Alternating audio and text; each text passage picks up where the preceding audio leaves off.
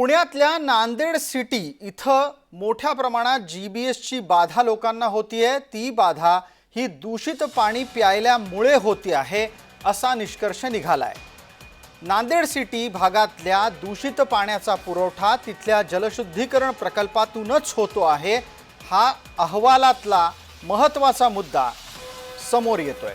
30 पैकी 16 जलशुद्धीकरण प्रकल्प हे दूषित आहेत, म्हणजेच तिथून पाणी शुद्ध होत नाही। परिणामी पुण्यातल्या नांदेड सिटी भागातल्या नागरिकांनी आरओचं पाणी पिऊ नये अशी विनंती पालिकेच्याकडून करण्यात आली आहे। दूषित पाण्याचा पुरवठा होणाऱ्या या संपूर्ण तपशिलाचा अहवाल सादर करण्यात आलाय आणि या अहवालाचाच तपशील घेऊन आमचे सहकारी रोहन कदम आपल्या सोबत जोडले गेलेत। रोहन, कोणत्या ठिकाणी हे आरओ प्लांट आहेत आणि यांना यात दूषित पाणी असण्याचं कारण काय? म्हणजेच सोप्या शब्दात जर विचारायचं तर पाणी शुद्ध का होत नाहीये? खरं जर आपण पाहिलं की जीबीएसचा आजार जो आहे तो एका विशिष्ट भागांमध्ये पुण्यामध्ये मोठ्या प्रमाणामध्ये पसरलेला पाहायला मिळाला।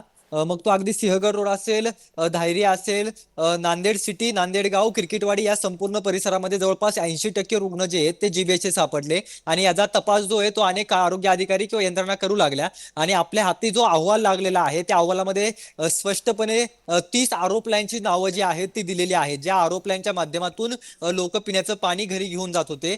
त्या 30 पैकी 16 आरो प्लॅन मधून दूषित पाण्याचा पुरवठा जो आहे तो केला गेलेला होता, हे समोर आलेलं आहे। इतकंच नव्हे तर या सगळ्या भागामध्ये अशा 16 खाजगी विहिरी आहेत, ज्या 16 खाजगी विहिरींच्या माध्यमातून टँकरद्वारे पाणी पुरवठा हा लोकांच्या घरी व्हायचा, सोसायट्यांमध्ये व्हायचा।